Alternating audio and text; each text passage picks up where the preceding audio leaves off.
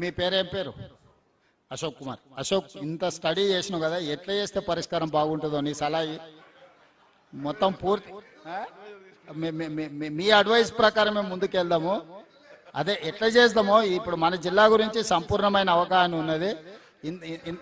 ఇంత లోతుగా స్టడీ చేసినావు కదా, నువ్వు ఇచ్చే అదే అదే సోదరా, నిధుల దీనికి కూడా మళ్ళీసారి ఉత్తమన్న అశోక్ కుమార్ని ఒకసారి పిలుచుకొని ఒకసారి కూర్చొని మాట్లాడితే మనకు మంచి పరిష్కారం దొరుకుతుంది. ఒకసారి మంత్రి గారికి నేను చెప్తున్నా, నువ్వు వచ్చి కలిసి కొంచెం నీ సలహా ఈ సోదరా.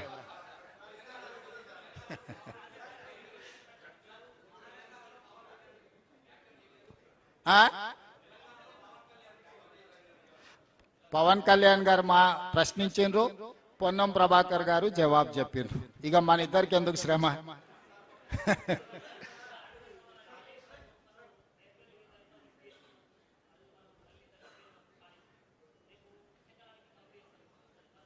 టెస్టులు చేయకుండా చూడు మిత్రమా, టెస్టులు జరుగుతున్నాయి. టెస్టులు పూర్తి చేయకుండా మేము ఏం పని చేయము. ఎన్డీఎస్ఏ ఇచ్చే సూచనల ప్రకారమే మేము పని పోతాము. మేము టెక్నికల్ ఎక్స్పర్ట్స్ కాదు, నేను కానీ ఉత్తమ్ కుమార్ రెడ్డి గారు కానీ.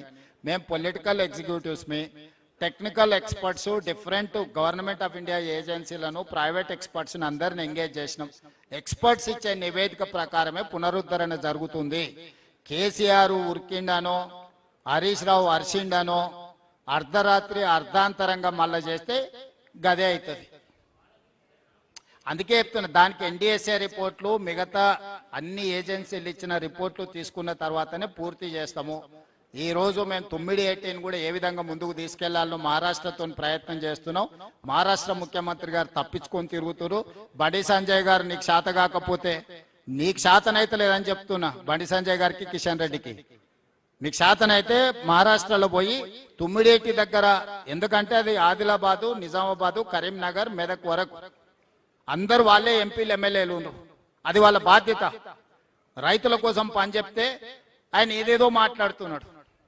సో మహారాష్ట్ర ప్రభుత్వంతో 9/18 మీద చర్చించేసి ఆ సమస్యను కూడా పరిష్కరిస్తాం. Thank you.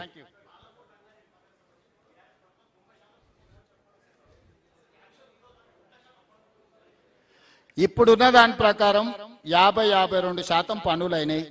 దీని మీద ఇప్పుడున్న ఈ ఏదైతే ఈ ఫేజ్ లో ట్రంక్ లైన్స్ వీటిని చేయడానికి ఒక 1 year లో మేము ఆల్ అవుట్ ఎఫర్ట్స్ పెడితే ఈ మేజర్ వర్క్ అయిపోద్ది. ఎందుకంటే డిస్ట్రిబ్యూటరీస్ చేయకుండా, ఉద్దండాపూర్ నుంచి లక్ష్మీదేవిపల్లికి తీసుకెళ్లకుండా, పాలమూరు జిల్లా ప్రాజెక్టుల మీద చర్చ పారుదల శాఖ మంత్రివర్యులు మిత్రులు ఉత్తమ్ కుమార్ రెడ్డి గారు, ఎక్సైజ్ అండ్ ప్రొహిబిషన్ శాఖ మంత్రివర్యులు మిత్రులు జూపల్లి కృష్ణారావు గారు,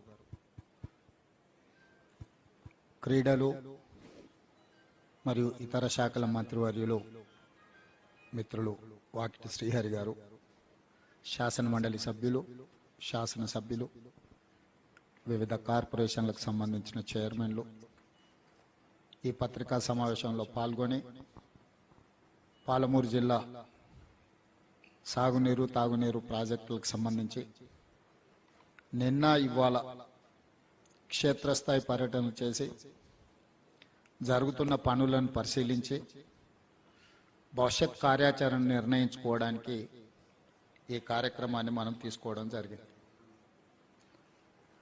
ప్రధానంగా మిత్రులారా, చాలామంది ఇక్కడ ఉన్న పాత్రికేయ మిత్రులు తెలంగాణ ఉద్యమంలో క్రియాశీలక పాత్ర పోషించిన వాళ్ళే ఇక్కడ ఉన్నారు.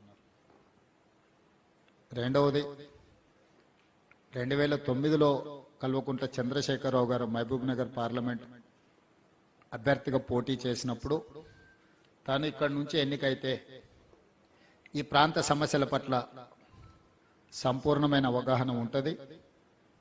తెలంగాణ రాష్ట్రం వచ్చిన తర్వాత అత్యధికంగా మహబూబ్ నగర్ జిల్లాకు సాయం అందుతుంది, సాగునీటి ప్రాజెక్టులు పూర్తి అవుతాయని ఆకాంక్షించారు.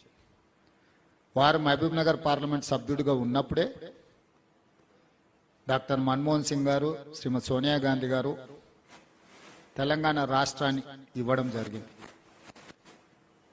తెలంగాణ రాష్ట్రం వచ్చిన తర్వాత చంద్రశేఖరరావు గారు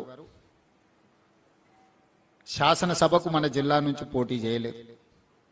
సరే, వారి వారి జిల్లా మీద మమకారంతోటో లేదా ఇతర కారణాల చేత వారు